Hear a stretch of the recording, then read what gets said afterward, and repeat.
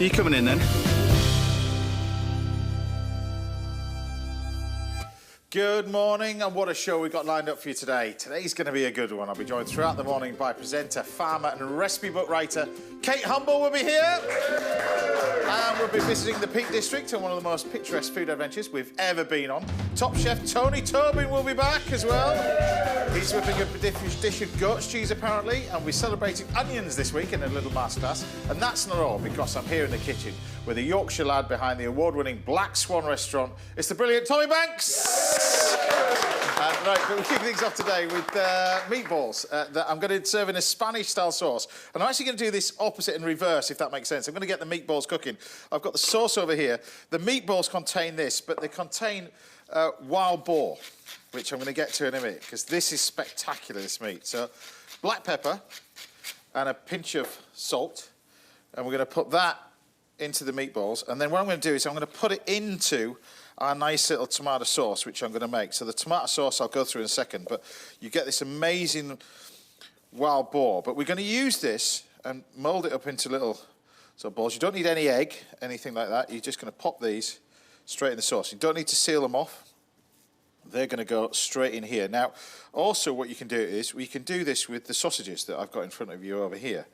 Now, the reason why you were excited about this, and I was excited about this, it uses this amazing produce. Now, it's quite an interesting cut of meat, this, but it's supplied by a guy called Josh Hales from the Shropshire Boar Company, and he's down the line now. I can see him in the middle of his field. So, welcome to the show.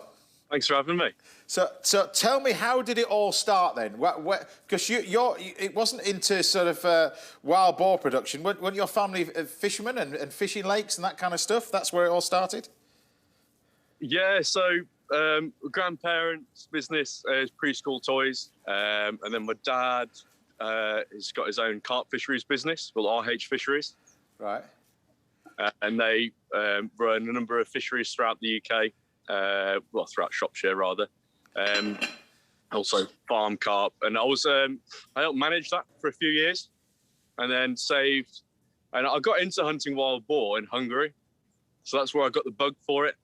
And then, I saved enough to kind of put my own fencing up around some woodland that we have on the property in Shropshire here. So I've got a selection of this amazing stuff in front of me. I'm going to, first of all, we're going to get to and see them in a minute, but the chops that we've got in here, these are the ones that caught our eye. What makes wild boar so special? Because there's only just less than a handful of you doing this in the UK, particularly. There's only 3 of you at the moment in the UK doing this? Yeah, as far as I'm aware, literally, as far as I'm aware, just 3. So 3 of you producing what purebred wild boar, is that right? Because a lot of it can be crossed, can it? Yeah, a lot of people cross wild boar with Tamworth pigs to create Iron Age pigs. But the proof's in the pure breed. I think you can see in the colour of the meat, and the flavour in that back across the back of the chop there is just stunning. So where do you begin to start with this? I'm assuming you've got to go to somewhere like Hungary to get them, do you? Or is that where you've got to get them from, first of all? Because they're... Yeah, well, I managed to track down, with some difficulty, I managed to find someone in South Wales. And I bought 16 animals from him. And then for the first 12 months or so, I didn't try and sell the meat. I just wanted to make sure the welfare of the animals was okay. I'm good enough to keep them. And as long as they're happy, then the produce is going to be good before, I attempted to supply any restaurants. And also the fact that I could keep up with supply, because obviously 16 animals starting out, and someone puts it on the menu, they'd soon go. So I had to create a bit of a herd first of all. I'm presuming you have to create the environment for them, don't you? Really, you can't just put them in a field like you are behind you. It's all about making that natural environment for them to sort of prosper. Exactly. So, with getting the bug for it and just that appreciation for the produce and the natural product, we try and replicate that as best we can by keeping them in their natural environment. With them being woodland reared, so they forage through everything that they find in the woodland floor, worms, bugs, roots and shoots, all that kind of stuff. Loads of acorns. We've got some really big oak trees, so they get tons of acorns towards the end of autumn.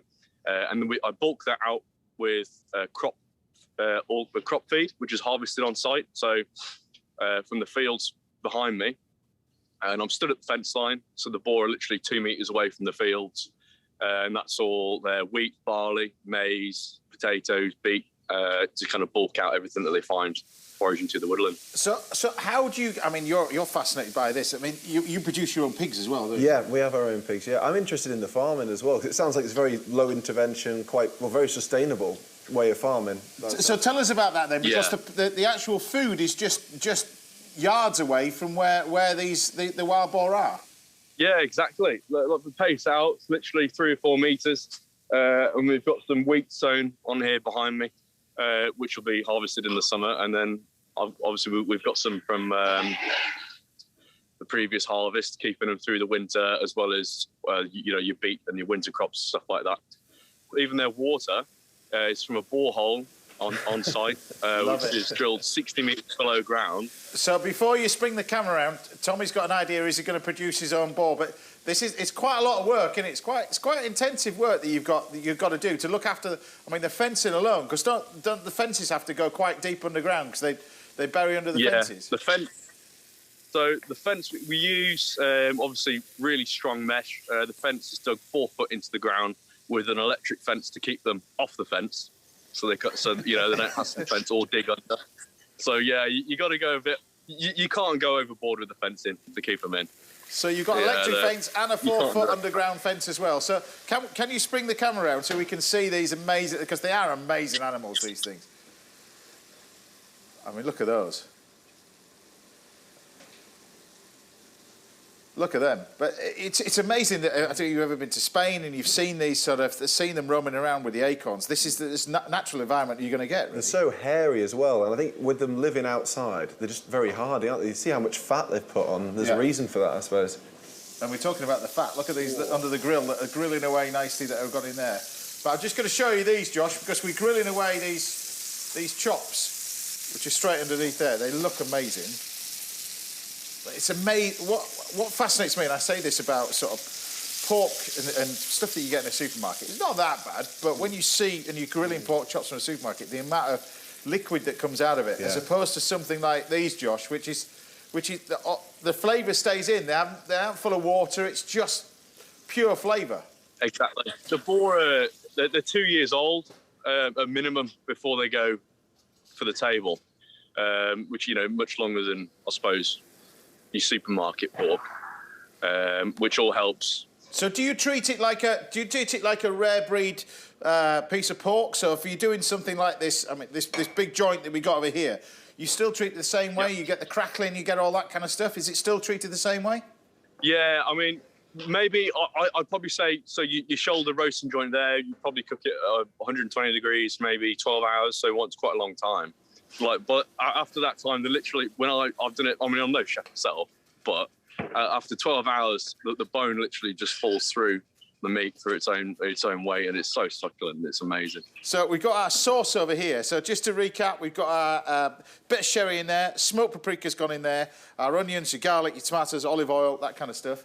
We've got the chops, which, just look at these. How good do they look as well? So we've got the nice little chops on here. Now, what I've done is you cook the sauce for about sort of 15, 20 minutes. Then you put the meatballs in. And we've got the meatballs been cooking away nicely, which we have in here. You can see that. They've been cooking away. You can seal them off beforehand. I don't necessarily do that, but then what we can do is we can take... I like this little bit of fat. Whoa, that is naughty. Well, it'd be rude not to, wouldn't it, really? Yeah, it would. Put a little bit of that. You've got some parsley going in here. This is proper comfort food, this, isn't it? I just think it's just, if you've never tasted it, and I know you've never tasted this sort of I stuff can't before, wait. but this is nice. You can finish this off a variety of different ways. I've got a little bit of peppers, wood-roasted peppers. And this is sort of Spanish style. When I was thinking this, I was thinking, do you do sort of a goulashy sort of thing with this? But I think with the wood-roasted peppers, you can go the Spanish sort of style, because obviously the black-footed pig, pata negra, which is that amazing...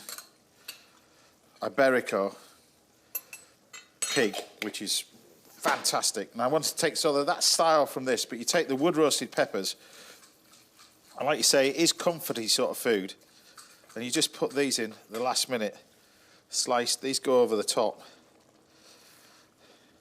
like that. And there you have it. Josh is still looking at this going, is he going to do it right? Is he doing it right or whatever?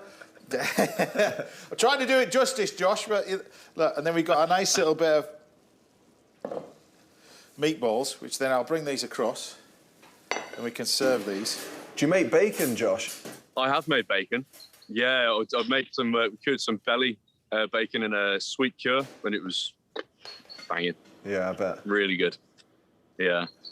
I mean, is that a recipe idea you've got in your head? Well, there's almost so much fat in there. You could make lardo as well, and when you're doing the charcuterie side. We've done some lardo with the back fat, and literally you can slice that super thin and eat it straight up, and the flavour's just amazing. It just melts and just dissolves in your mouth. That's speaking. And we my always language, encourage people. I always encourage people to keep.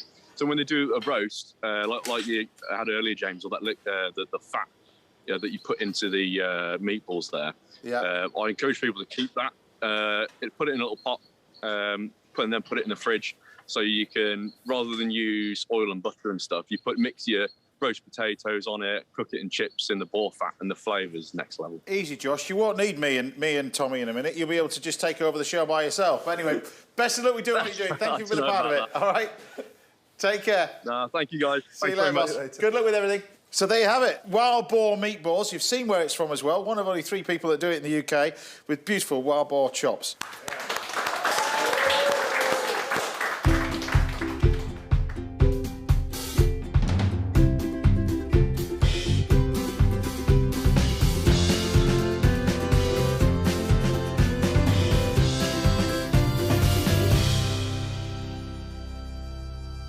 Right, bon appetit.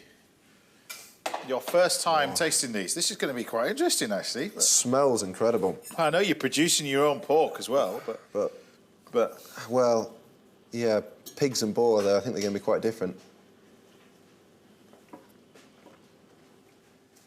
Much more deepy, earthier sort of flavour. Not gamey. No. Not at all. It's actually, it's unfair, really, to compare it with pigs. It's a very different thing. You're right, it's not gamey. I thought it was going to be like real gamey in the way that, like, hare's gamey because it's that sort of dark meat, but it's not. It's just like rich and it's not like powerful. A venison flavour. It's just it's a flavour on its own. It's just really rich and it's just full of fat. I think this is tasting of pigs how they used to taste before us lot started messing around with them. It's lovely. You've got to try this. It's lovely, isn't it? It's lovely, isn't it? That fat. And the fat is really, really special. That combination of the fat and meat is really nice. There you have it. Right, still to come, we've got dishes from Tommy and Tony Tobin, and I'll be chatting to Kate Humble very shortly, but don't go anywhere, because after the break, Tommy and I are going to try to answer some of your cooking questions. I'll see you in a bit. It's lovely, isn't it? Oh, it's so tender, that fat.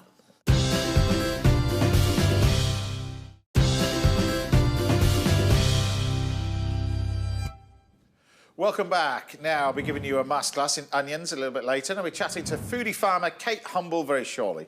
But first, I'm here in the kitchen with Chef Tommy Banks, and we're going to try and help out with some of the problems you've been having in the kitchen. Today's going to be a good one. I think you'll like this with the selection of stuff that we've got in front of us. Now, we should be joined on the line from Ruislip. Richard, are you there, Richard? I can see you. Yeah, morning, James. In a very, very clean kitchen by the looks of things. Yes. So obviously a keen cook. How can we help you? This is quite an interesting question. We haven't done this for a while. Yeah, I'm interested in a good starting point for someone buying a new set of knives. I saw you using some blue handle knives that look very interesting on the show. Yeah. And I thought they came from Sheffield. I was just wondering, where would you start buying a new set? Well, first of all, the blue one that is right in front of me here doesn't come from Sheffield. That's Japanese.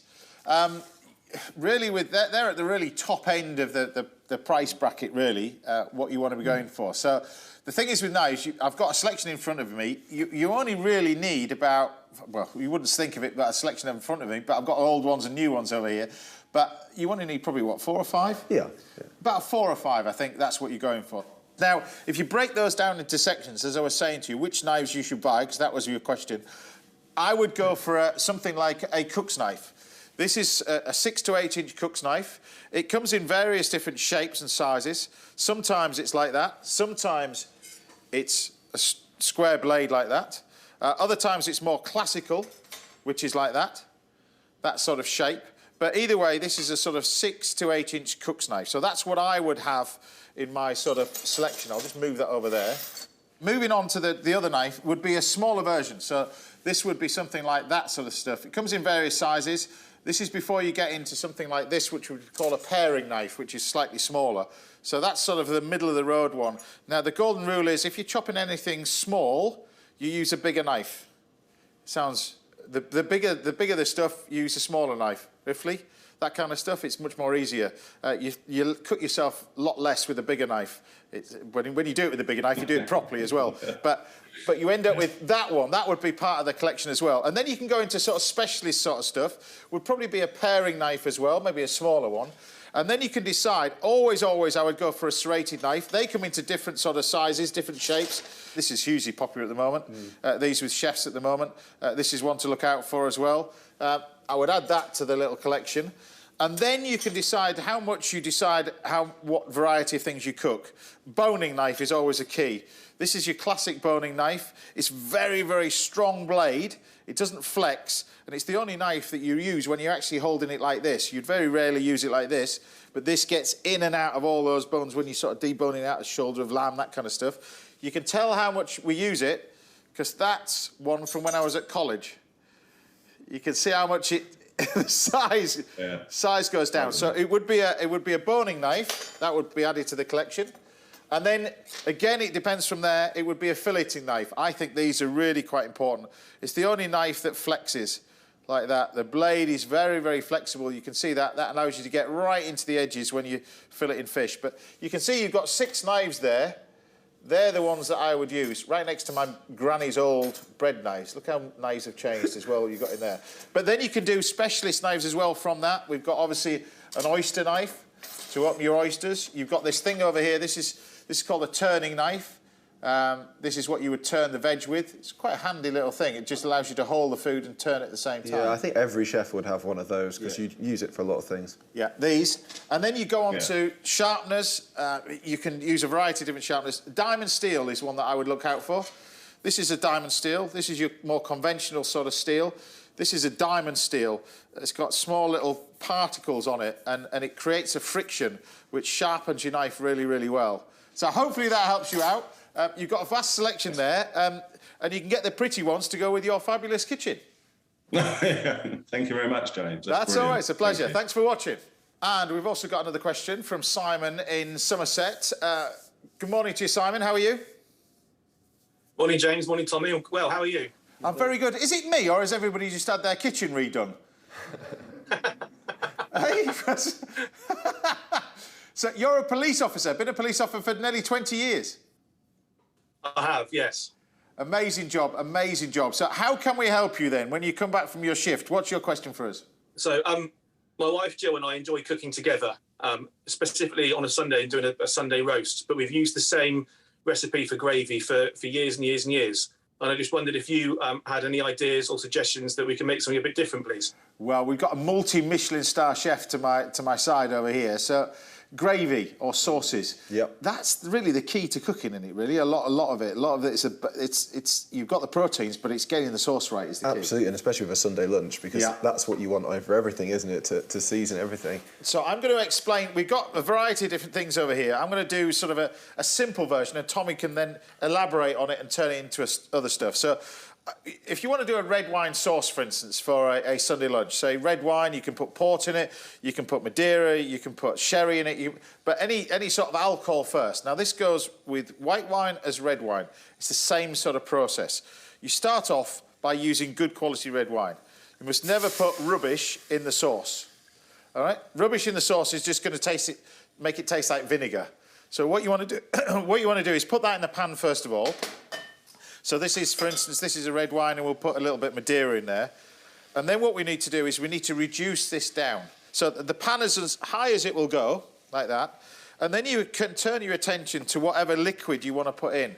So this is the liquefied stock. Now, interesting enough, nowadays they've got two different types of liquefied stock in a supermarket.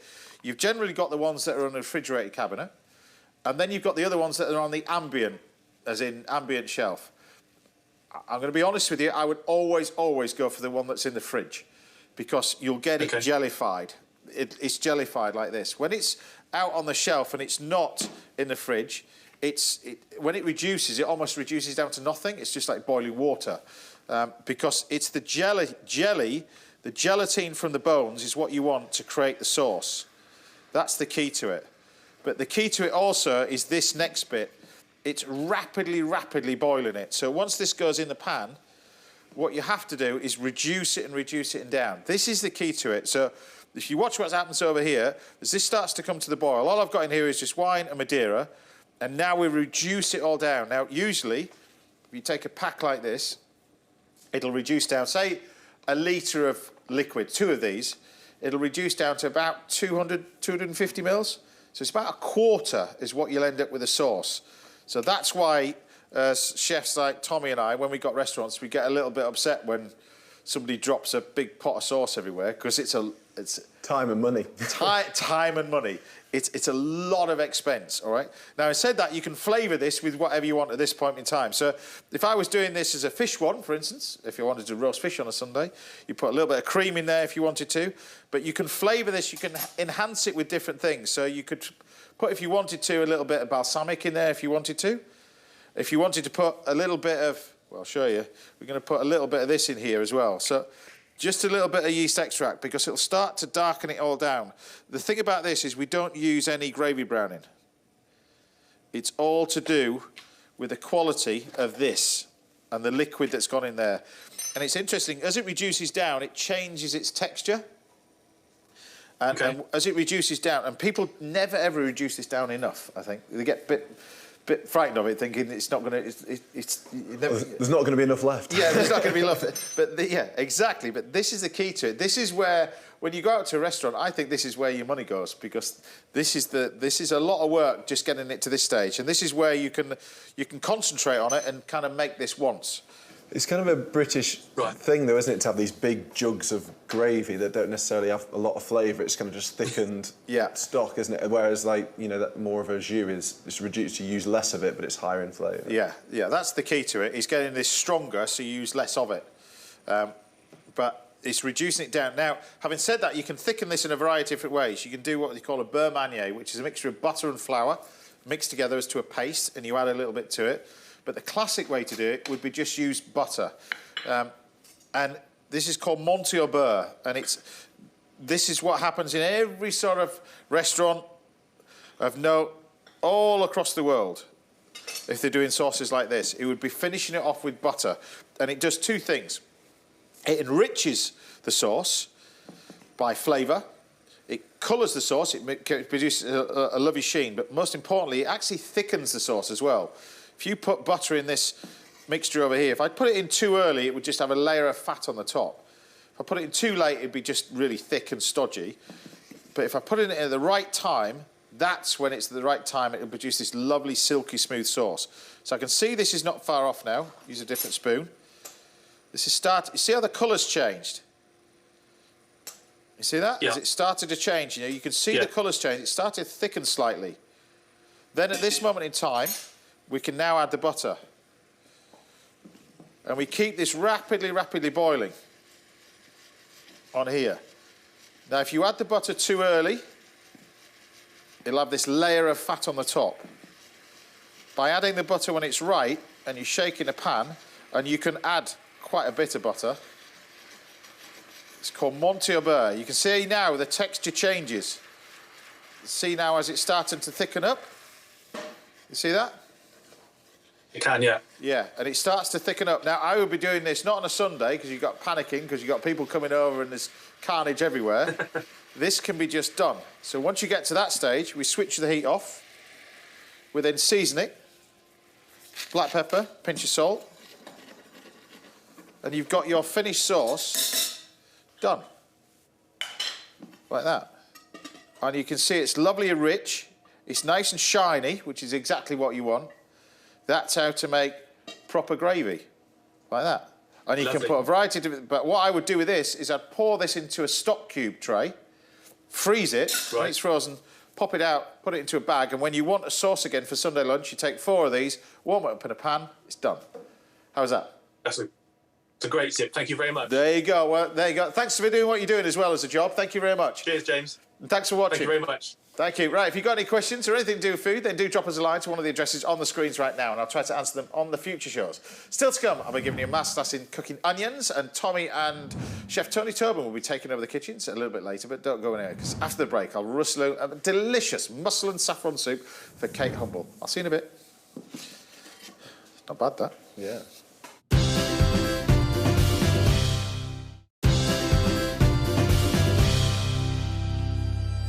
Welcome back. Now, coming up, we've got a masterclass in onions, and one of Yorkshire's finest chefs, Mr. Tommy Banks, will be cooking for us very shortly. But first, I'm here in the kitchen with a presenter who spent her entire career filming wildlife and is now living life in the wild on her very own farm in Wales. It's a fabulous Kate Humble! Thank you. Big love for you in the house today. Now, I know I'm a massive foodie. We're going to get onto the foodie bit in a minute as well.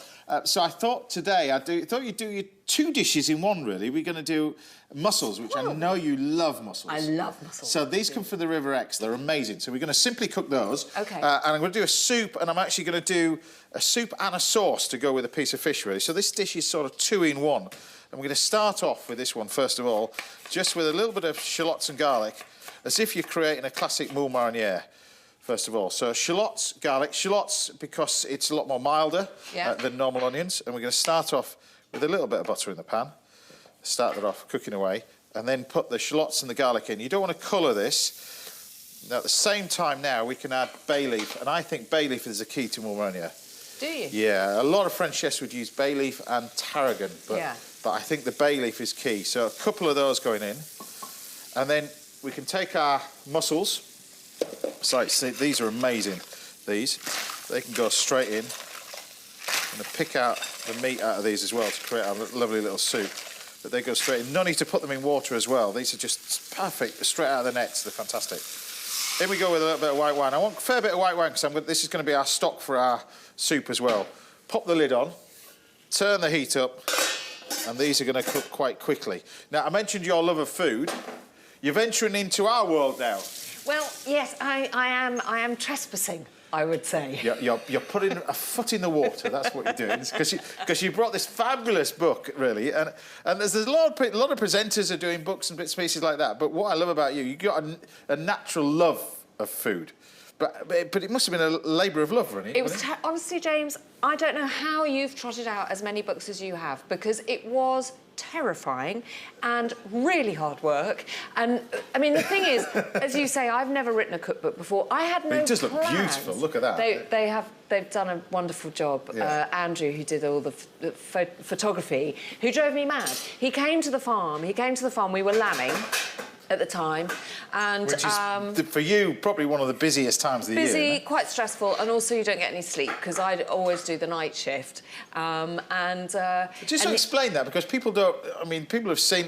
I think Clarkson's Farm was one of the ones that I think, out of all the shows that have been out there recently, that's really the one where people are sort of. It woke people up to how difficult the farming was. Yeah, I think what he has done is brought a totally different audience to farming, and a wider audience to farming, and people. And I think because of his, just his brilliant style, and he's so honest, and he's just like, flipping it. Why does anybody do this? You make no money. It's a reality all the time, of farming. and that it is the reality. It's the absolute reality. He's not cuddling lambs and talking about the kind of romance and wonderfulness of it.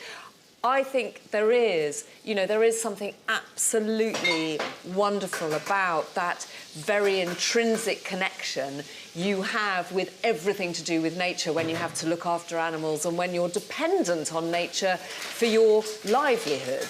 But nonetheless, it's really tough. And lambing time, everybody loves seeing lambs skipping around the field. It's spring coming, it's fabulous. Yeah. But the reality is, you don't get any sleep.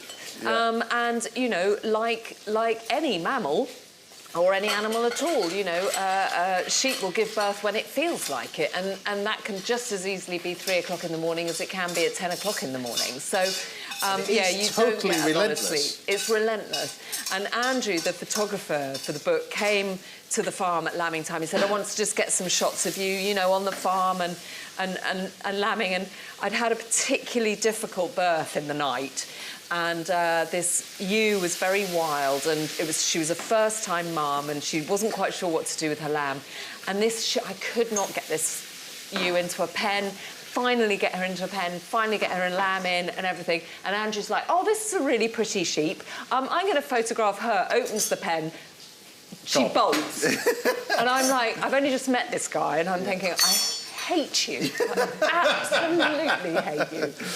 Anyway, despite that, we continued working. But did you? I mean, you were brought up in the city, as in most of your life. Well, I wasn't actually. I was brought up in the countryside. The city was the anomaly of my life. Right. So I was brought up not that far from here in Berkshire, and then I left home and kind of, you know, had this sort of ridiculous idea that I might want to work in telly. And therefore thought, well, I've got to go to London because that's what happened. Yeah. And you were working as a researcher at that moment in time? So I started as a runner and, worked my way up. And then I got a job at the BBC on the holiday programme because the other thing that I had done and continue to do was write as a travel journalist. Yeah. And so I got this job on the holiday programme, and literally what happened, I was asked to do a screen test. I do not know why. And then about 3 weeks later, the boss came into the office and said, can you go to France tomorrow? And I said, yeah, sure. And anyway, so she said, good, we want you to present a film on a barge in Normandy. Can you please do something about your hair? So I nicked an elastic band from the stationery cupboard, tied my hair back, went off to France and presented this film. Clueless, no idea what I was doing. And it turned out, somebody said to me, you know you weren't the first choice for this gig, don't you? And I was like, well, I'm not really surprised. I'm basically the researcher. I don't really know what I'm doing here anyway. And they said, Joan Collins was booked to do this, but she pulled out. And I think, basically, someone had said to her, oh, Joan, darling, do you want to do a film on a boat in France? And she had this idea of yacht, Saint-Tropez. Yeah. And when somebody said narrowboat, Normandy, she suddenly was very busy. So that's how that all started. Well, it didn't turn out bad for you, did it, really? It didn't really. But more recently, people have followed that journey for you from the city to the countryside. Yeah. How did that happen, and why did you pick... I mean, Wales is beautiful anyway. I can understand why you picked it, but how did you end up in Wales? By mistake. Like, so many things in my life seem to happen sort of without me planning it. I'd got to the stage, as I say, been in London for 20 years, but for probably the last 10 of those, just kept feeling like, I can't live here anymore. I can't live with the sound of traffic. I need birds in the morning. I need space. I need, grass. And we were looking, and because both me and my husband work in telly and we're both freelance, there's that terror of, oh, I've always got to be in London. You've got to be where it's all at. Yeah. And I kept saying, could we not maybe look at somewhere to rent outside London? And we did sort of look, and it was 2006, and literally everything the size of a matchbox was £500,000. Yeah. And there was no way, and we kept looking further and further afield, and I kept looking at the A to Z of Great Britain. Do this. It's quite interesting. So you look at the southeast, and it's just this scramble of roads. There's colour everywhere. Yeah. As you look further and further west, it gets more and more brown, the map, and the names get more and more interesting. Yeah. And there's this place, Abergavenny, and the Black Mountains and the Brecon Beacons, and you think, that's where I want to live. I said to Ludo, why don't we go and live in Wales? And he said, don't be ridiculous. People go on holiday to Wales. They don't live there. Anyway, then he got offered a job in Cardiff. And suddenly, we could do it. And he was like, right, we're going to rent. We're going to rent to see if we like it. And I was secretly thinking, get me over that Severn Bridge and I'm never going back. And, women, we always get our way. Well, we'll get on to the farming in a minute. But I was just going to... We're talking about food, so we'll talk about the book now. But we got the mussel soup. So I put the mussel meat in there with the tomatoes. Tomatoes were just starting to soften up. The bread, I'm just going to char grill, which you've got on here. Rub this with a little bit of garlic, which I've done. just a little bit of olive oil. But the soup, you then take this and you blend it. And the thing about mussel soup, you want it as fresh as possible. So when you put the mussels in it, don't overcook it. So once you get to that stage... because the mussels could go a bit kind of... Yeah, you don't want those. They? Everything gets a bit bitter if you overcook it. So I'm going to take this. You've got that liquor, is what you want. And then we can pop this back on here, and we're just going to blend this into a nice thickened soup. That blender is like something out of outer space. It's like outer space, but it's actually an old one, and it's an old one that does its job very, very well. So I'm just going to blend it.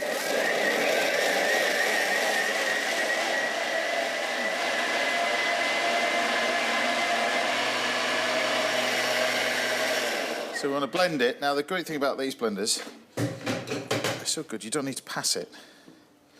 So that's your nice little mussel and vegetable soup. Which, thing about soup is, as you know, because you've got your own cookbook now, seasoning. Now, you said it was a labour of love. What do you mean by a labour of love? You said it was incredibly hard work, because, you know... So it kind of happened by mistake, yeah. As I said, so much of my life has. So I was asked last year, during the first lockdown, by Channel 5, to make a series on the farm, because, as you know, everyone was looking for programmes. Yeah. Because my husband is a director and a cameraman, they were like, oh, this is handy. Farm, you know, you've got a ready-made production team. Not too bad, is it? Go ahead and do it. Yeah. And they were the ones who said, oh, and can you cook on the programme? You know, we want you to do some food. And I was like, well, I mean, I do cook because I'm the age where, you know, you cooked with your mum, and I grew up in the countryside, so there wasn't anywhere to go. You had to cook. But I'm not... You know, I'm not you. I'm not a cook with capitals. And so it was slightly alarming. And at the time, everyone was making sourdough, looking at beautiful sourdough. Apart from me and chefs on TV. And me, because I kept killing sourdough starters. I mean, like every week I'd kill another one. And I was despairing, and somebody told me how to make soda bread. And soda bread was a revelation. So easy, you know, from putting the flour in the bowl to bringing it out of the oven, less than an hour, and it's really delicious. I'm making one at the end of the show. So there you go. And it's fabulous. So I thought, well, I could make a soda bread on the telly, and maybe I'd be doing everyone a favour, everyone like me who's kind of, you know, feeling inadequate because they can't make sourdough.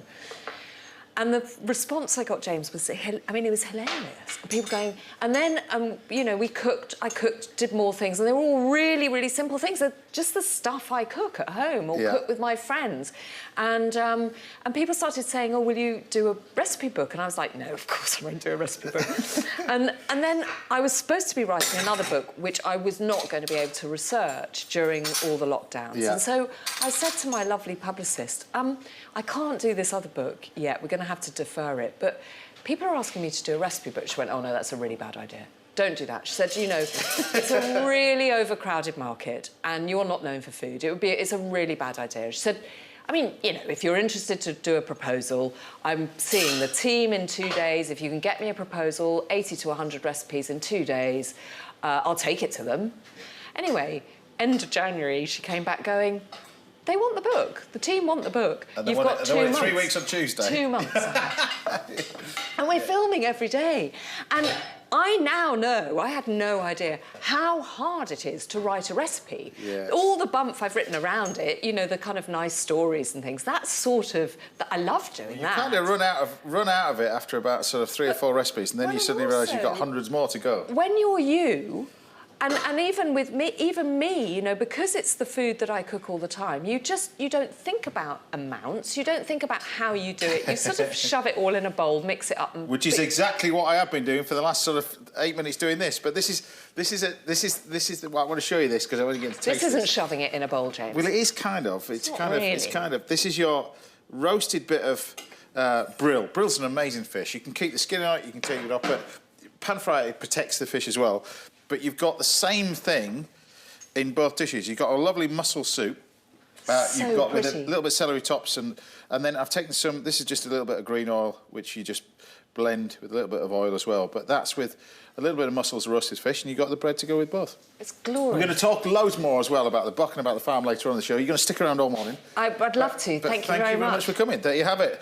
Mussels 2 ways, really. There you go.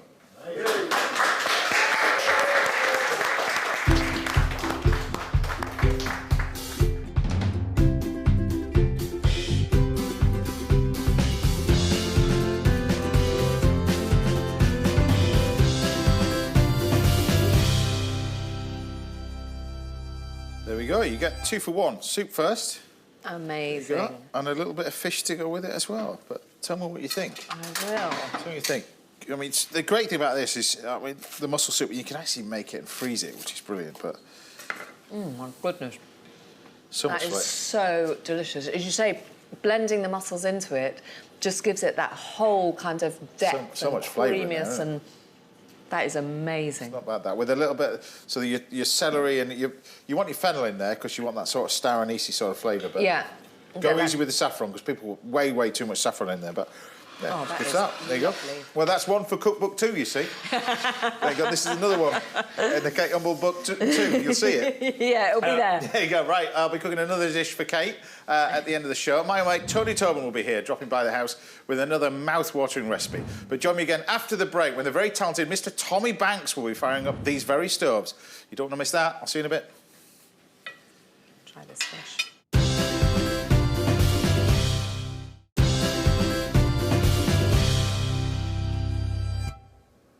Welcome back. Now, don't miss this week's Little Masterclass, where we'll be teaching you all about the humble onion, and there's still loads more to come from my fabulous guest, Kate Humble. But first, I'm here with a chef whose restaurant was for a while voted the best place to eat in the entire world.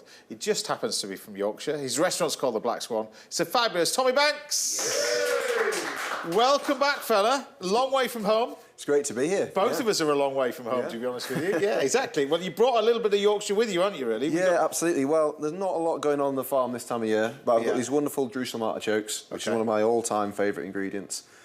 I've got some Yorkshire rhubarb, which we've done in it's like a Japanese style. It's almost like fermented and pickled, which is pretty tasty. And I've got some lobster from Whitby. Lobster from Whitby. So where do we start then? We start off with the artichokes. Do you grow these then? Because you've explained to us, everybody, you've got 2 restaurants now. Yes. But the ethos of that is you've got the amazing garden that's surrounding the restaurant. Yeah, so we've got the garden. Well, we're farmers originally. Our parents are farmers, and Jerusalem artichokes are one of the best things to grow because there's no maintenance whatsoever. You plant them there and they just grow and they come back every year. It's good for a farmer, yeah. It's the easiest crop we grow, so we always use loads of them on the restaurant. The only thing is, once you put them somewhere, you're never getting them back. You're never getting that space back again. They're there forever. So they're a bit like horseradish. Once it grows there, you've had it. Exactly, but if you're going to grow one thing that's low maintenance, artichokes are it. So your parents got the pub originally? Was that what was that one?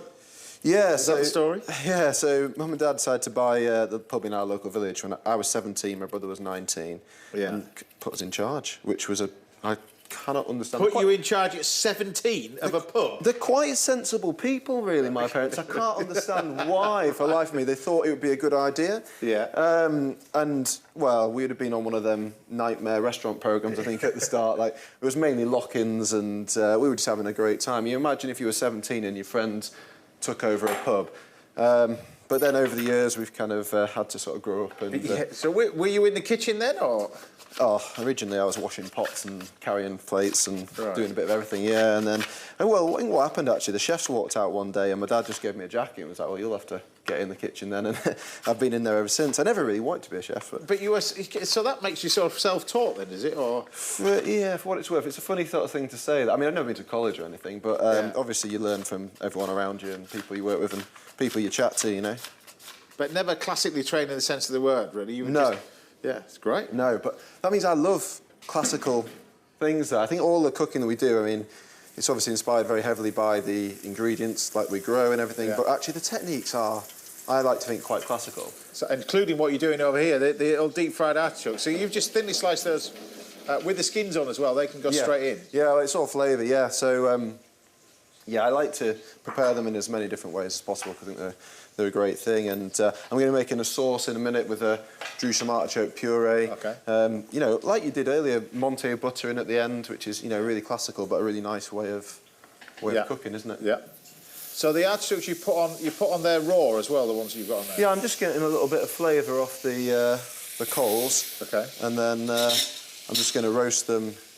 So you've got some nice little nutty chokes, and because I only dug these up 2 days ago, they've still got a lot of water content in them, so they actually cook really fast. Okay. So when you first originally, I mean, you got the pub, was it your goal to get a star? Because you are pretty well known in Yorkshire. globally known. Like I said, restaurant was the place to go in the world. At one point, it was awarded. Yeah. You've now just got the Black Swan. Now you've got the other place. You've got tell us about the Roots in York as well. Yeah. So was it your goal to go for that, or was it just sort of happened? I'll be honest. I didn't know what a Michelin star was when I first started cooking. Yeah. But no, I think the goal was, because we're in the middle of nowhere, and you've got to make something good enough that people are going to travel and come visit you. Yeah. And I think the goal was just to make it as, as good as we could make it. Yeah. And it's just sort of one thing led to another, really. But now, because you found yourself with one restaurant, I'm presuming you were behind the helm of the kitchen when you first set it all up. Yeah. Now it's quite a big business now. Yeah. Now you've got such a point where it's now pretty big.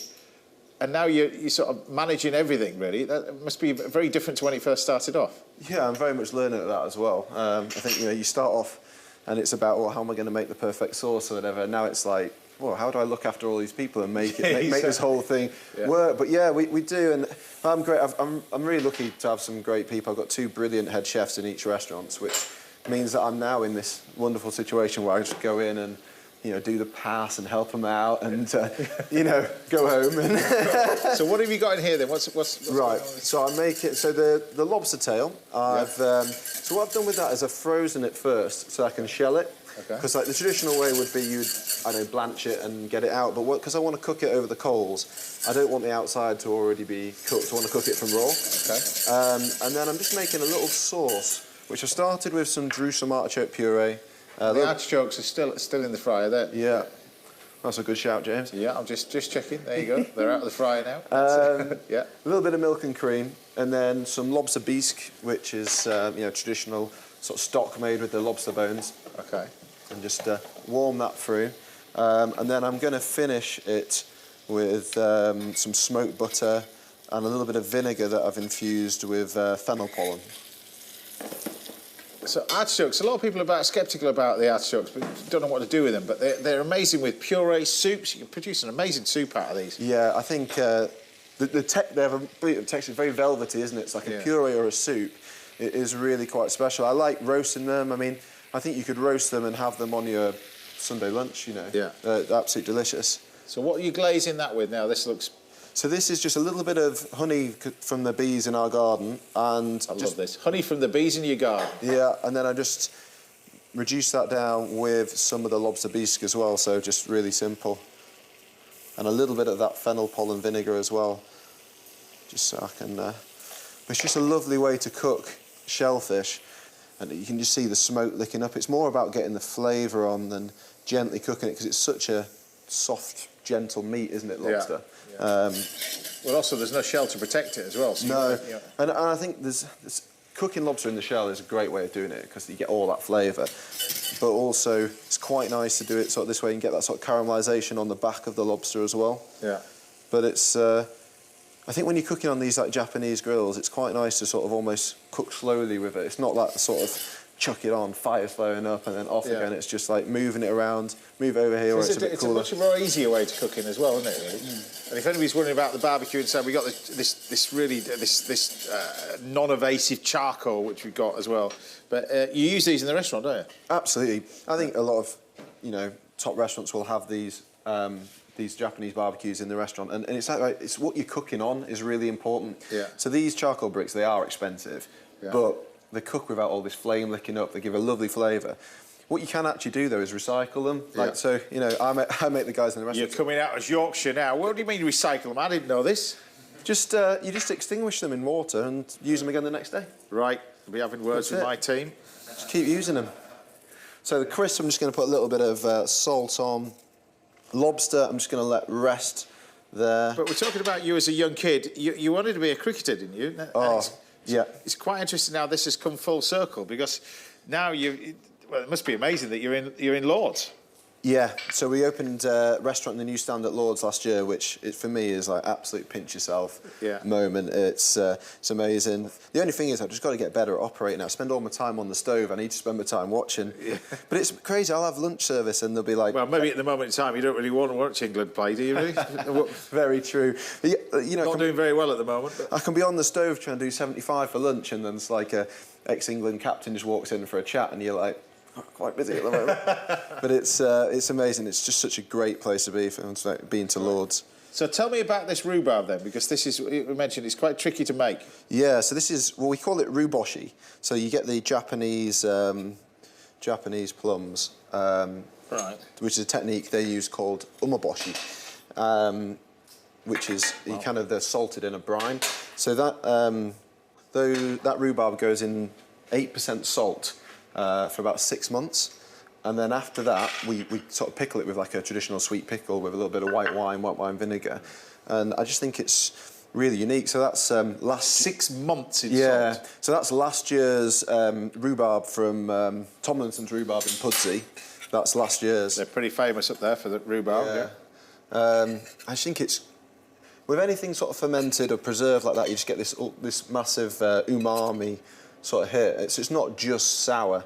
It's... umami too. Amazing, a lot of work, but produces amazing flavour. Yeah, and it's a way, because, I think forced Yorkshire rhubarb is one of the best ingredients of the year, isn't it? And especially in January when there's nothing else. It is. But if we can preserve it and use it all year round, it's really special. So I've got a little bit of fennel, just fresh fennel, just because it'll goes with the fennel pollen vinegar that I've got earlier. Yeah. And if you're wondering about like fennel pollen, so that's if you've got bronze fennel in your garden, those big, tall, they grow out and they've got the yellow flowers on top. Yeah. I think they're absolutely delicious. So I get Got lots. some in my garden, yeah. Well, that's them flowers once you process them. There. Yeah. I know you've got some lovely... I've seen it on the show when I've looked in, actually. I've watched it and I thought, he's got some lovely fennel in his garden. Yeah, nicking that. But no, we have. We've got plenty down at the restaurant as well. I love it. And like you say, the fennel pollen is fantastic. So we'll take that lobster off there. That looks amazing. And like you say, that's just with the honey glaze over the top. Yeah. Beautiful. And then a little bit of salt.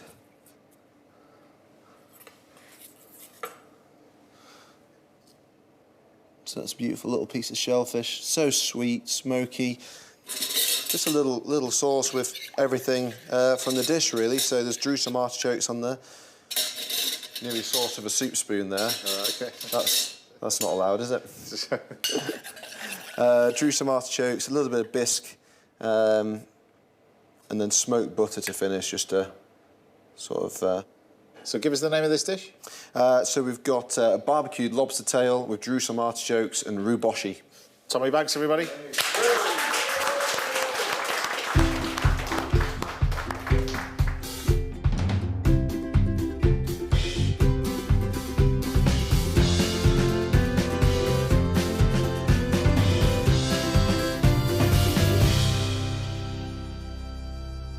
Do you know what I like about this? Is that I try to get into your restaurant and you can't get in. So the easiest way to taste your food is invite you down here and you get to cook it yourself. No, it's a pleasure to be here. It's great. It's a pleasure to have you. It's well, we're both a long way from home. My God, this tastes amazing. It's that you say that rhubarb. I mean, you can't do that. You couldn't do that at home, but it's the taste of it. It's amazing. You could, I suppose, use the plums as well, couldn't you? Yeah, absolutely. I mean, you can buy umaboshi plums, can't you? Nowadays, sort of in specialist food shops and supermarkets and things. But I just love that. It's what you talk about all the way through your cooking, really. Like when you're making the gravy early, it's that umami thing, isn't it? That's what we all want to taste. Yeah. And well, you've got it with that in abundance, haven't you? Really, it's very, very special. That is worth the wait for you coming back as well. Tommy Banks, everybody. Brilliant. Thank you, Chef. See you next time. Absolutely. Good. Right. Mr. Tony Tobin will be taking over the kitchen duties very shortly. And I'll be laying on lunch for Kate Humble a little bit later on the show. But join me after the break, where I'll be making a beef and beer stew on a food adventure to the Peak District. I'll see you in a bit. This is delicious.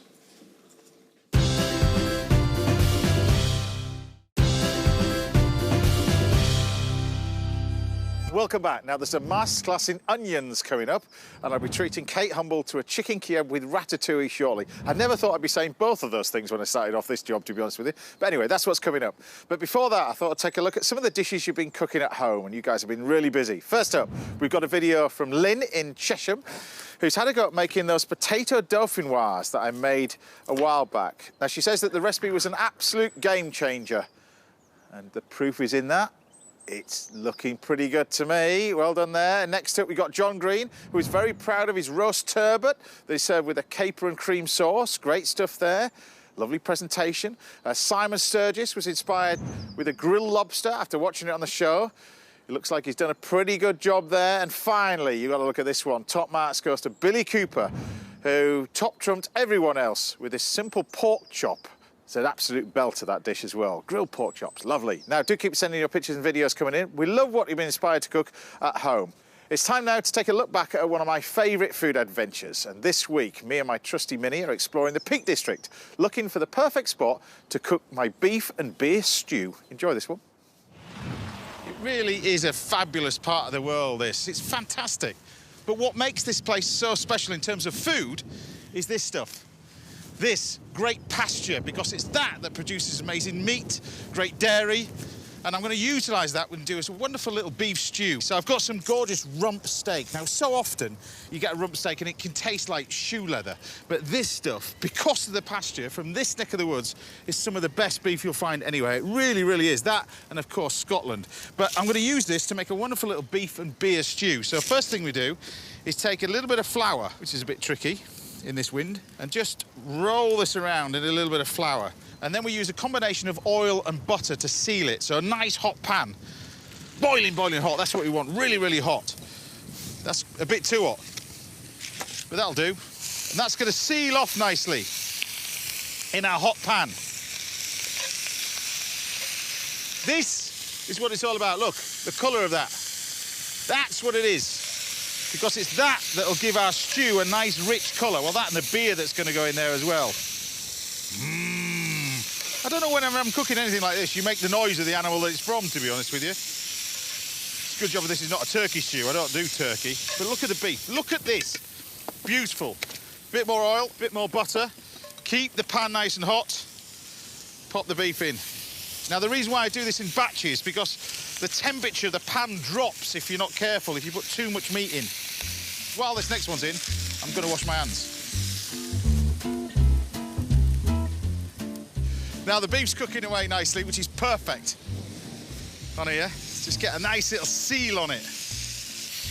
That looks pretty good. While our beef's cooking away, we can turn our attention to our veg, keeping this really simple. We're going to take a little bit of this onion. We're going to kind of finely chop, really, but not chunks. Chop this a little bit smaller. Bit of that. Got a nice little colour on the beef. So once you get to that stage, pop the beef back in. Now, into our stew now, I'm going to pop in the onion. That's going to go in. Throw that in. Now, our veg, really, I've got some carrots. So this is how I put the carrots in for the stew. Literally like this. Like that. Even with the bits on it. Stick those in. Because the carrots need to be cooked at the same time as the beef. They should soften up as well. So in we go with the celery. A few bits of bay leaves. I've got some rosemary, some thyme. That's going to go in there. And then our liquor comes in the form of beer. And it's got to be beer. It can't be lager, this. It doesn't taste the same, this recipe. It's got to be beer. Really good quality beer. That's going to go in. So here we go with some Worcester sauce. This gives it a nice little umami sort of flavour. And then I'm adding some stock. You can buy this now in the little pots as well from the supermarket. It comes in those little pouches. That's brilliant in that. So now what we need to do is bring this to the boil. So pop the lid on and cook this for about an hour and a half. While that's cooking, I'm going to finish off drinking this while the director cuts to shots of sheep and stuff. See you in a bit.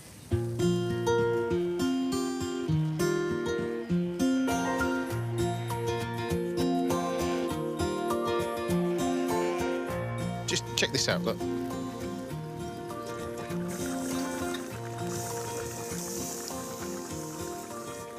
You cannot have beef stew, beer beef stew, without dumplings. And dumplings are so simple to make. This is how you make dumplings. Flour, self-raising flour, and suet, beef suet, plenty of salt. Then we take some parsley, bit of parsley. Chop this up. And we mix this together. Now, the thing about dumplings, they need to be soft and light and fluffy, right? And this is quite appropriate, really, because over there, kind of bit over there, you've got Sheffield. And my gran used to live in Sheffield, and she used to do dumplings. Used to leave you scarred for life, those dumplings. She was lovely, though. She was lovely. She'd be laughing her head off here, look. But look, what you end up with is you've got these dumplings. This is what the dumpling mixture should look like, right? If you can mould it up to a ball, it's too thick. You need it like that, soft. Look at this. Now, what you have to do is you have to season this mixture first. So I'll go and wash my hands. Right, then what we have to do is we have to take our stew off, because this is the important bit. You take your stew, you need to season it, because the minute the dumplings go in, you cannot touch it. You've just got to wait. So season it. Black pepper. Season.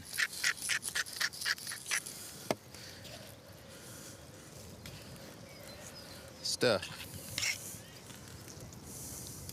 And what I like to do is just enrich this with a little knob of butter. We stir this all in. See, this is one of these dishes where time really matters. Not the herb, just time. We never have so much time anymore in our lives. But look, these are your little dumplings. And don't mould them into fancy shapes. Nothing. It's not Michelin star food we're after. It's taste. Taste, taste, taste. So just pop the lid on, about 15 minutes. That's all they need.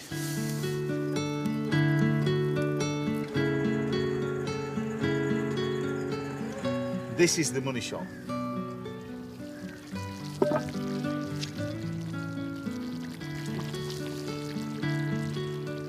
Gets better.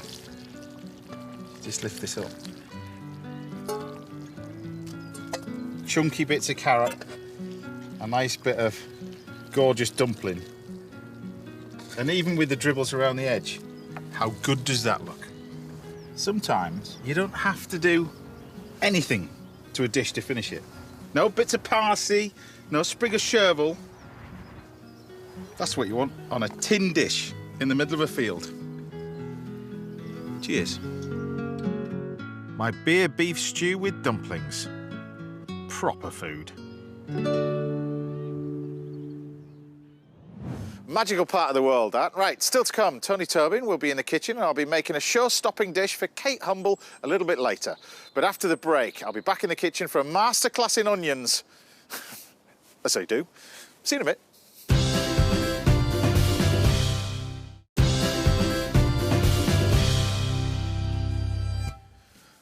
Welcome back. Now I'll be treating Kate Humble to a chicken Kiev shortly, and Chef Tony Tobin will be working his magic in the kitchen next. But first, it's time for this week's little masterclass. And this week's masterclass is right up my street. It's not on butter, not yet anyway, but it's on onions. I love onions, and there's such a variety, such a selection nowadays when you walk around the supermarket. So what do each one do, and what do you need each one for? So the first thing I'm going to do is I'm going to do an onion soda bread. Now what I've done is I've stewed some onions down in here, and I've stewed these down. This is what I call these fairground onions really, but I'm just going to mix these together with a little bit of plain flour. So this is a nice little onion soda bread. Really, really easy to make. If you want a quick bread, this is fantastic.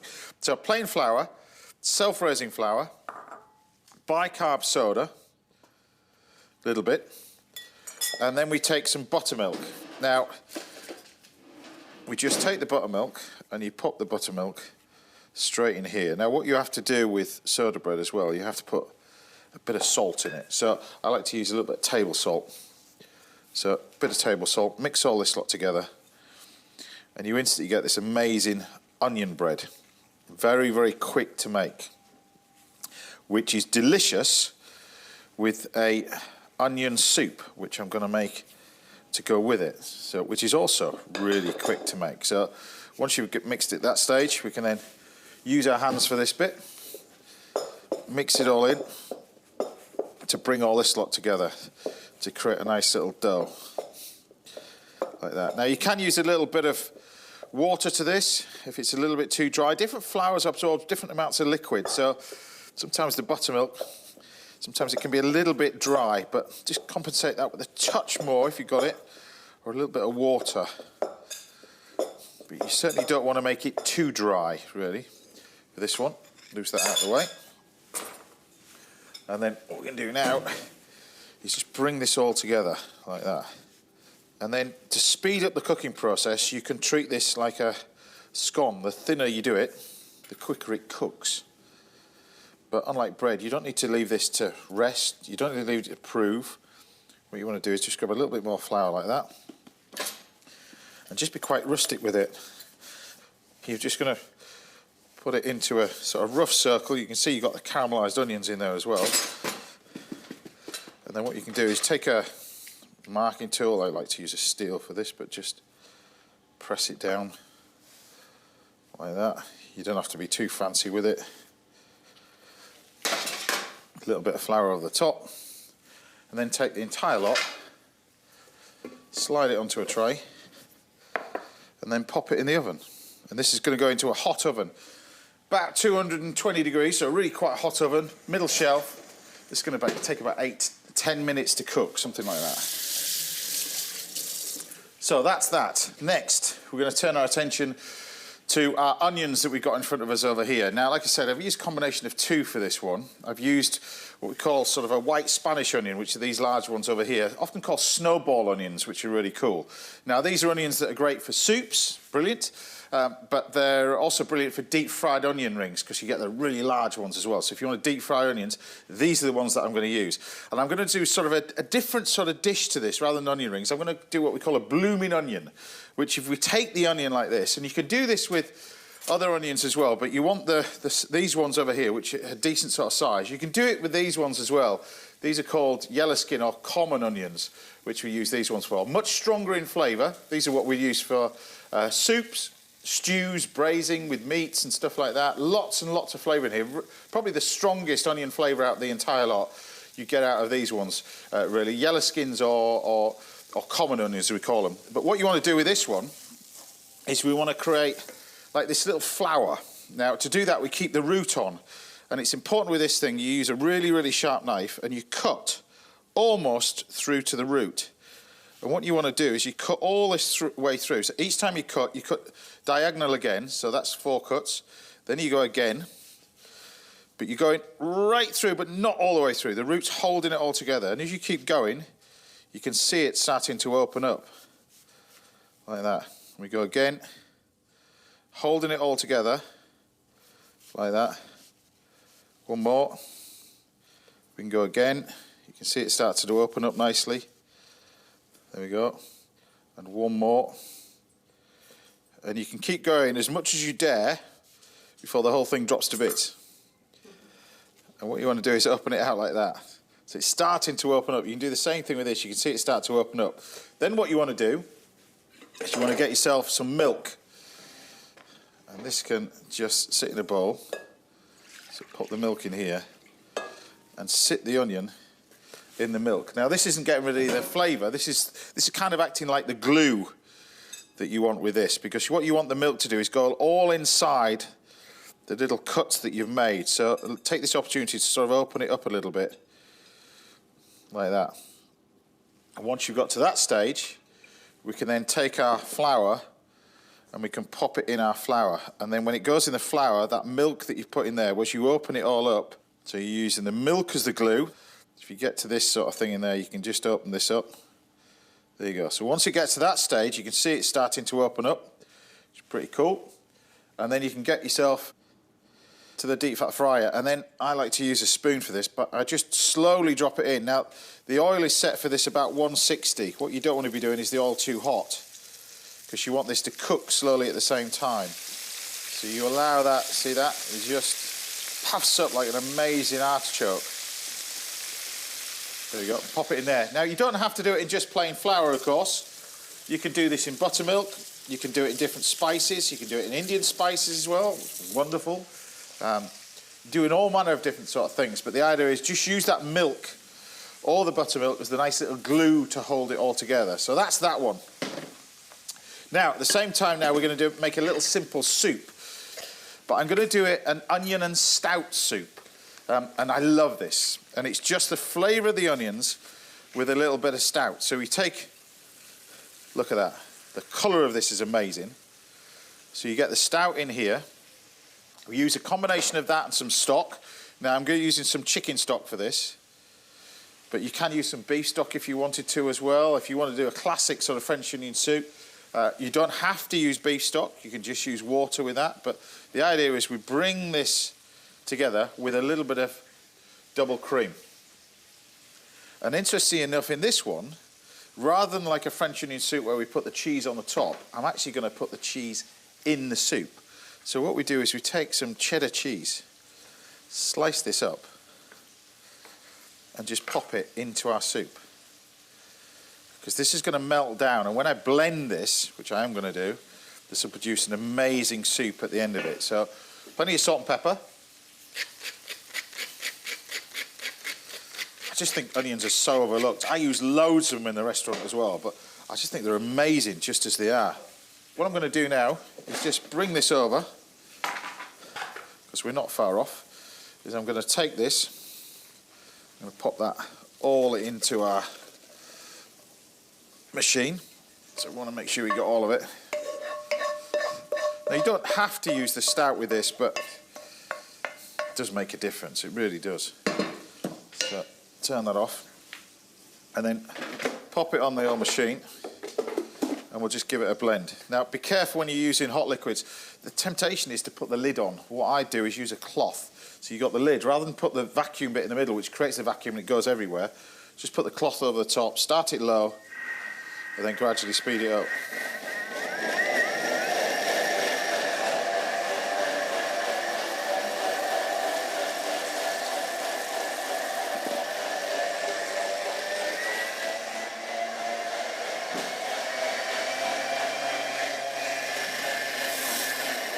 So this is now ready. You can see we've got, look at that soup. How good does that look? Now you can offset that. If it starts to get a bit too thick, you can offset it with a bit more liquor if you want. The blooming onion, you see, is now out, look. So drain off this fat, this oil. You see how amazing that is? That's just delicious. Now, we can finish this off in a variety of different ways, but what I like to use this is you can actually get some of this from the supermarket now. This is onion salt, and you can just season it with onion salt. So you get a double hit of onion as well. So normally you just put plain salt on the top. Onion salt, you get another whack of flavour as well. But you've got your lovely little soup there. Got a nice little board here. I'll move this out of the way.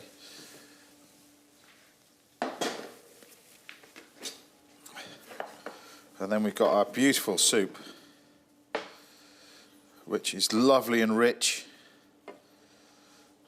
The flavour from that you get from the caramelised onions. Like I said, you can use any onions for any soup, but really what you want is the flavour of the onions, so go for something as stronger. But those, you know, the snowball onions, the classic onions over there, particularly the Roscoff, you can get hold of it, amazing.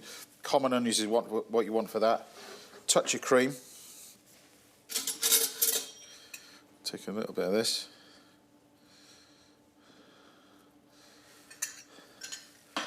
And then of course we can garnish this with a little bit more onion.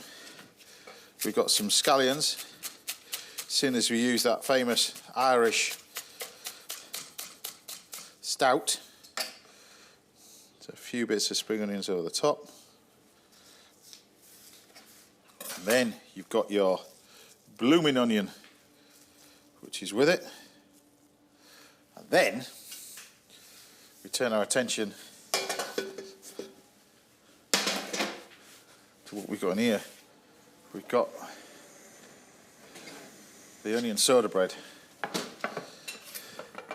which you can just take a nice piece of that and break it all up. You get this lovely, warm, hot onion soda bread to dip into your soup. So there you have it. Onions, loads of different ways. Like I said, you could have done loads more with these onions, but you've got onion soup, a blooming onion, and onion bread. Done. There you go. If you'd like to learn anything in the masterclass, then do get in touch. We'll see if we can help out right here on the show. Time now for a quick break, but join me again in a couple of minutes when Tobin will be taking over this very kitchen. I've got a bit of clearing up to do. I'll see you in a minute.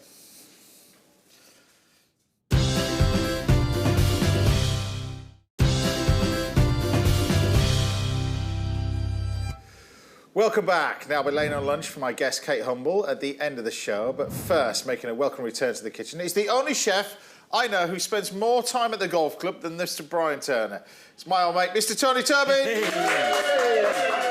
Good to see you, pal. Good to see you. Now, the reason for I said the golf club, you've got your restaurant in golf club, but not just one now. Two. Two. Moving to 3. Exactly. Hopefully. I've just, this week, actually, just had some talks with Taking over the world. one. That's what we're doing. One golf club at a time. One golf club at a time. So what are we going to be doing then? OK, so this is a dish that's on my menu at the moment, and I call it a cannoli. Okay. It's made with potato. Right. All will be revealed. It's a crisp, basically. OK. It's the poshest crisp you'll ever see. You've got a bit too much time in your hand if you're inventing this one. This is going to show us this then. So this potato I buy is called it's called Lovers, a Lover's potato. Right. That's. You're not making this up, No, I'm not making it up. Right. But you need a potato it's that's called really the Lover's potato. Lovers. When I order them, a bag of Lovers. That's what they're called. That's what they tell me. Sure? That's what they tell me. Okay. But you need a potato that's gonna. That's good for chips because you need it to be crisp. So I'm just going to lose that little bit on the end, and I used this machine the last time I came to see you, actually. My mandolin. Yeah, you've got one of these from when we were doing the Ready Steady Cook days. These do the old pomme graffettes and all that kind of everything. But what I need is an incredibly thin slices of potato here. Right. And the idea is you cut it on its bias like that. You want the widest potato, ideally. So now we've got a very thin, wobbly potato. Then you take a copper pipe. Like you do, yeah. Like you do, from your local plumber. Right. Got any of your waste pipes left over? I'm going to wrap it. Well, maybe not your waste pipe. You don't want that, do you? No, not waste pipes. I mean, waste as in I'm just saying. What we call food waste. I'm going to wrap it in some parchment paper or greaseproof paper, just so it doesn't stick to the pipe. And then we're going to roll them round that like that. And where it joins, you just put that piece down. Let's do another one like this. And this is going to create a cannoli or crisp. I tell you what, though, when we first met you, we didn't have any time to do this on Ready Steady Cook. But do you know when I do this, James? I'll be honest with you. I'm not a great sleeper. I don't need many hours to recoup and stuff like that. So I'm always first in the kitchen before any of the chefs come in, and that's when I do this. On my own, just me and my deep fat fryer set at 160 degrees. Do you see what I did there? Yeah. You need to set your fryer at 160 degrees. Yeah. And then... Do you want the violin playing as well? No, this is all fine. So now, I'm going to take these over to the fryer, and in the basket, where that join is, I'm going to put that join down, and the weight of the copper will hold that potato and stop it from unravelling. 160 degrees, we're going to drop those in very carefully and let them fry. OK. Right, so here we need to do the goat's cheese curd, which we're going to serve them with. So this is just a lovely, whatever your goat's cheese you like, your favourite goat's cheese. I really, there's loads of goat's cheeses that I like. And I've got here some milk and some double cream. Yeah. Then in here I've got 1 gelatin leaf, which we've soaked in cold water, and then we just literally let that gelatin leaf dissolve. All right. Pour that over the goat's cheese. All right, OK. Just like that. And that's the only bit of cooking, apart from the potato, that you have to do. And then this eventually will just soften. It'll turn into like a lovely, smooth goat's cheese sauce. And you whisk that until all those little lumps you see becomes incredibly smooth. And then you can just leave it in this or pour it into another container, pop it in the fridge to set, and you get this really lovely goat's curd. I mean, people are going to remember you from the old Ready Steady Cook days, but what's interesting about you when we first did Ready Steady Cook together was the phenomenal career you had before that. You were working some phenomenal restaurants. Yeah. Before that. Well, I spent a long time working for Nicola Dennis. One of the greatest chefs ever. Listen, he taught me how to respect flavours in food. Yeah. And, you know, became really, really good friends. And that was at the moment where he was doing the brasseries as well as the three-star Michelin bit. You were running the... Two-star... So I became his head chef quite young. I was the youngest person in the kitchen when he sacked his head chef, actually. Yeah. There was a bit of a fallout on the Friday, and I came in on the Monday, and I was the head chef, and I was the youngest guy in the kitchen of 12 chefs. I did a lot of growing up. Yeah, exactly. Then. Yeah. Right, I'm going to take these out now. Just pop those onto there. Yeah. Now, these are incredibly hot because it's a copper pipe, so be careful. I'll use a cloth, but let's just see if we can leave get them these to cool a little bit, do you? So, no, because if you leave them to cool, they stick right, to the things. So it's better to have your cloth like this, hold the paper, and then see if you can get them off. If the paper rips, don't worry, because, you know, some I made earlier. Now you see that's moving, that's fine. We'll get them off here. This is why I do it at 6 o'clock in the morning. This is why you do it at 6 o'clock in the morning? When no one's around. There you go. Look at that, he's got one. There you go, there's one. Yeah. So that one's broken, but it's still coming off. So that's, oh, 1, 2, 3, 4, 6, 1, 2, 3, 4, 5. We nearly got one each. One each? This is one portion, mate. This is one each. Right, so, good. Now we've got our cannoli. I won't use the ones that are hot because it'll melt the cheese. Yeah. This is our curd, which we've just put into a piping bag. I might cut that a little bit wider. And just like you'd make cannoli, you just literally need to pipe that from that end, and then you fill it the other end, just like that. They look great, don't they? And the potato stays crisp because we've used that type of potato that's good for chips. Which is Any called potato that's again? good for chips. Well, mine's called Lovers. Lovers? I think King Edward's make good Do you potato. know what? I've never heard of chips. there probably is a potato called Lovers. Never heard of it. I'd never heard of it either, but we use it for our triple cooked chips, and it makes amazing triple cooked chips. There you go. All right. So we've got 3 there. I think 3's enough. Yeah. The things that I like to serve with goat's cheese that I like. Eat one of these. Yeah, go for it. Is tomatoes. We've got cherry plum tomatoes here. We've got some little baby basil leaves, and then some... You're going chefy on me now. A little bit. Now we're going chefy. I'll just do this one first. This is basil oil. I'm looking at the one next to it. Okay. But this is basil oil, and then I've turned that into this. I call that basil snow. Now that's dried malt powder. It's called multisec. Okay, and you literally put some of the oil into a bowl like that, and it's a white powder. As you spoon it, and if you whisk it, it suddenly turns, and it just loves oil. It takes on the flavour, so that tastes like basil oil. Yeah. And then, just because I know you hate it, I've made some basil flavoured meringue as well. So I think we can start building. Have a taste. Cross over, James. You've changed. Yeah? You've changed. You've changed. So, it's meringue. Tastes like basil. Thank you. Yeah. So we've got a little bit of tapenade or black olive puree there. Yeah. Let's put a couple of these on there. One on the top. Always nice to get a bit of height in your dishes there. Yeah. Some of these lovely tomatoes. Once they're dry and they come out of the oven, we let them cool down, and then I put them into extra virgin olive oil just with some fresh basil leaves, and they really take on that flavour. And then when we finish with them, we use the oil. We put the oil in our focaccia to make the bread, and the oil tastes like basil tomatoes. A little bit of basil snow going on here. It's been snowing today. Basil snow. So that's green. Look at that. And then over-dried some tomatoes once, so... Oh, you missed this bit out. You're going a bit fancy. Well, more fancy. I forgot about them. Left them in too long. Here? They're dry. You've got over-dried tomatoes. Yeah, What's this? Tomato powder. Just blitz them up, and they go. And then we've got just a few of these little basil leaves to go on top there. I'm just trying to think. I haven't missed anything out, have I? I'm going to drizzle a little bit of that basil oil.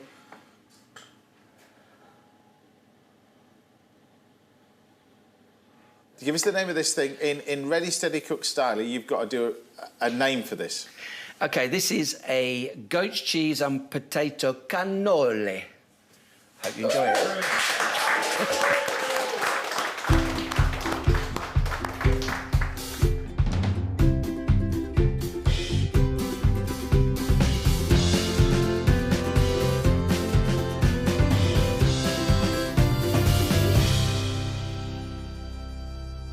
Right, I'm looking forward to this. OK, I'm just going to add one more thing. What? One more thing. I know you're not a big fan of gels, but I made What is that? This is a smoked tomato gel. You've changed, Mr. I know. Tobin. Oops, there you go. Enjoy. You've changed. For the better, I hope. Well, we're about to find out, eh? We're about to find out. Let's have a look. Let's taste some of this gel.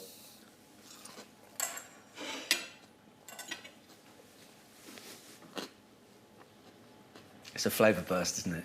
Fantastic dish, that. Thank you very much. Nice. Tastes is really, really nice. I love the potatoes. People are going to be trying that, aren't they? Hopefully, yeah. Yeah, there's going to be loads of people's sinks leaking as well. They're going to be chopping bits off, get a fresh bit of copper, but it's delicious, that. Tony Tobin, everybody! Brilliant, brilliant, that lad. Right, we've still got time for one more final course. You're going to stick around and give me a hand for this one as well. Absolutely, yeah. We'll be joined after the break by Kate Humble. We'll be here, and I'll be tucking into a chicken Kiev with ratatouille. I haven't done that for years. That's what's coming up next. We'll see you in a bit.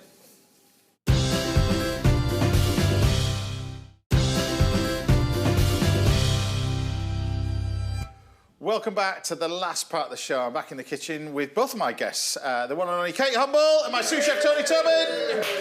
Both of you are here. So this is a great dish. I like this. Chicken Kiev.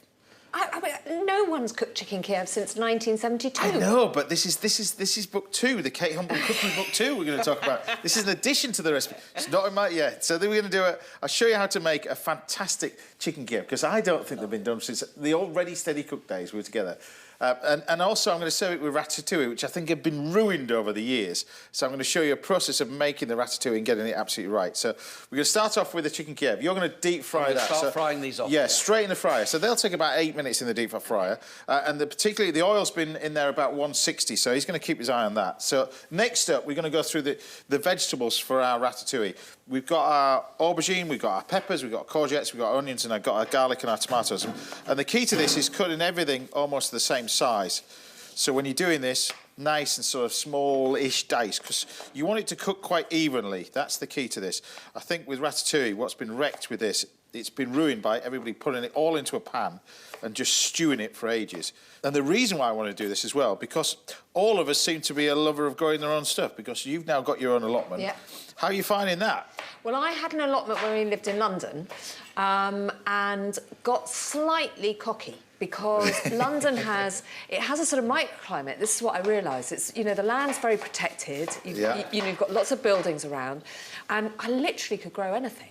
And I thought, I'm the next Titchmarsh. Yeah. Monty Don, move aside. Yeah. Moving to a hill in Wales, very, very different story. You suddenly then become much more aware of how much more difficult it is to grow in a place that's higher, colder. The elements, yeah. The elements are there. So I've had mixed successes over the years, and actually ratatouille is a dish that I love. Tomatoes I've really struggled with growing up there, even in a greenhouse. Yeah, right. Even in a greenhouse. Aubergines not too bad. Chilies I seem to be is my success. Because in Wales, I mean, it's a beautiful part of the world, and I think that people, when you go visit it, you see it is absolutely stunning. It's from staggering, the north to south, east to the west. Yeah, but so the variety of produce you got in there. And really? We're talking about produce, and particularly the farm that you've got now. People think of Wales, you just think of certain different produce, lamb and that kind of stuff. But there are vineyards in there, amazing vineyards. We've got a vineyard literally just up the road from us that's doing, in fact, several that are doing some really, really good wines now. One at White Castle, one at Anchor Hill. And also there's a real, there's some fantastic restaurants, Stephen Terry's place and Sean Hill at the Walnut Tree. One of the greatest chefs in the world. Sean Hill. Oh, the pleasure of what he's done at the Walnut Tree has been wonderful. But there's also, young and upcoming chefs. There's Josh at the Black Bear in Bettis Neward, which is a wonderful little pub. If you haven't discovered that yet, that's a lovely little pub. Yeah. And so there's a real food heritage. But the other thing that I love, and I think in a way this was again the root of the book for me, was that because we're in a rural area, there's much more of a culture of eating in people's houses as opposed to going out. Yeah. Not something that either of you two want to hear. No, because of where you are as well, isn't it? But where you are, you don't go out, so you tend to eat in people's houses. And people cook. They love cooking. We talk about, lots of the recipes in my book are recipes that we've kind of traded with each other. Yeah, we're going to talk about the book, but I want to talk about this. Look at this ratatouille. So you start with the onions and the garlic. Then you need to pick whichever veg cooks the longest first. So if you're going to do that, then the peppers go in first. But this would be the common mistake, I think, with ratatouille. You would just chuck everything together. You've got to cook it in some form of sequence. So you think about what's going to cook next. I'm going to soften the tomatoes now. That's going to go in. Then you've got to think about the next one. So then you've got the courgettes, and then we put the aubergines. And the aubergines, the temptation is to add more oil with this as the aubergines start to soak everything up like a sponge. But we're going to stew this all down together. and the aubergines will absorb that oil, and then they'll dump it all out. So we're going to, while that's cooking, we'll season it all up. Now, you mentioned the book, which is here. Your first cookbook, which is really exciting. It is. Venturing into our world. I know. I said earlier as well. Great book. But you said it was a labour of love, but you had a bit of help from friends and family and that kind of stuff. Yeah, so there's recipes that, you know, I grew up with cooking with my mum, so there's my mum's recipes. There's I have a lovely friend called Polly who lives just over the river on the English side of the Wye Valley, and her son, Fred, makes amazing ice cream. He's 12. So he gave me an ice cream lesson in his kitchen and then donated 4 recipes for the book. So there's 4, Mr. Brock. And what's great, I mean, the photography, is this your place in Wales? Yeah. It's beautiful. Yeah. You just show us how beautiful part of the world. I literally, James, I've been there now, this is my 15th year, and I wake up every morning and I stand at the top of our hill and we've got this beautiful view, and I just can't quite believe how lucky I am to be there. Well, I'll tell you what, the perfect feel-good food is a little Kiev, which we're going to get to in a minute. But look, we've got a little ratatouille over here. This has been cooked now. It's smelling amazing. It smells amazing, tastes amazing, looks amazing. Yeah. That's how ratatouille. Lots of colour. You've got your chicken over here. Now, if you're unsure about your chicken, you've got to drop the temperature of the oven down a bit. But what you can do is just take the chicken, we'll just pop it in the oven just to keep that warm. But then, this is the tricky bit, but it is actually pretty straightforward. If you can do me the eggs for me, please. You can beat them up. Thank you very much. So this is when you can have a guest chef in the kitchen. There you go. So what we're going to do is you're going to take our chicken. Now, this chicken has been what we call French trimmed. It's had the bone cleaned. You don't have to get the bone cleaned. It's just how it came from the butcher's, really. But we then take our bit of chicken. Now, you can keep the skin from this if you wish, because you can use that as a little plug for the end bit. But you can see on the chicken, you've got a little bit scraggy bits. What I would do is just clean these up, but keep them. So if you look underneath, there's usually a fillet and bits and pieces under there. But you just trim this all up so it's nice and clean, like that. But you want these bits that are left. See this little bit over here? Just take that off like that. Then what you want to do is you take a knife. Now, it's usually a knife like this, a boning knife. Something that's not a wide-bladed knife like this. You want something that's quite a thin blade. And you insert it in here, and you roll it around to create a little pocket. But what you're doing is creating a pocket, but try not to create a big hole at this end. So you're opening out in the middle without you cutting through the chicken, like that. So you've got a little hole in here. Then what we do is you take a little bit of butter, like that. I love your idea of little. Well, it's a Kiev. Do you know what I mean? It is a Kiev, so you want a decent amount. And then you take the butter and you can then pop it. The little nugget of butter, you can trim it up so it's easier to get inside. There you go. You can take this butter and then insert it right in the centre. There we go. Now you can either use a little pellet like this, or you can actually use a piping nozzle to fill up the centre. But that's got, you know, just a couple of tablespoons of butter. Yeah, yeah. It needs to be butter. Then you take the piece of chicken and you use this as a little plug. Oh, that's clever. To fill this little hole. Because that was always the thing with Kievs. They used to just leak. Well, yeah. This should prevent that. But also what prevents it is this bit. This is the crucial bit. You start off with seasoned flour, and then you put it in the seasoned flour. So this is called a pane. So you put seasoned flour, then you put it in the egg. Now, traditionally, what you would then do is take the crumb and put it in the crumb. But what you need to do now, because this is your glue, is you then take this, you put it back in the flour. Yeah. And this is really one of the only dishes you kind of do this with. Yeah. But you want to double pane it, so you're creating a nice little thick barrier. So you flour, egg. Now, if you want to, you can just use egg white as well, if you didn't want the colour. But then you can take your breadcrumbs, which you bring this over, and then we can pop that in there and coat it in the breadcrumbs. It's a messy job. Yeah. I have 3 children. They're all grown up and left home now, but I used to call them flour, egg and breadcrumbs. Yeah. I used to line them up. Yeah. That was their nicknames? Yeah. That's quite cool, actually, that's brilliant. I have them here.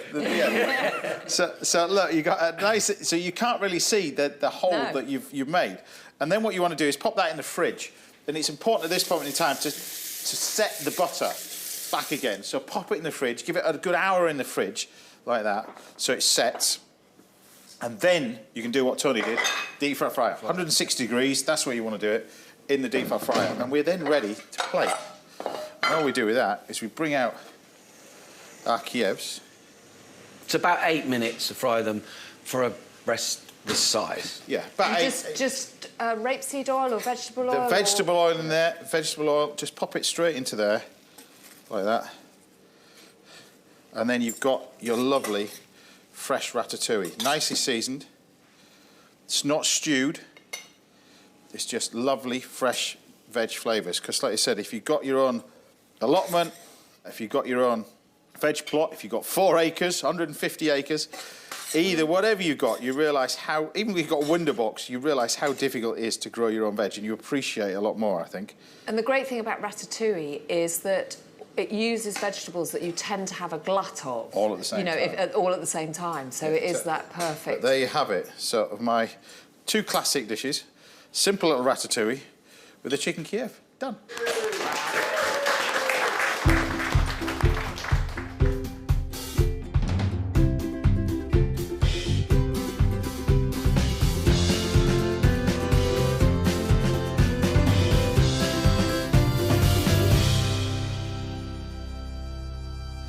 Bon appetit. There you go. Merci. There we have it. Should I open yours up just in case? Got me worried now. Am I gonna? Ready? Should I cut it just down the middle? Oh, look at that. There you Je t'aime, je t'aime. Yes.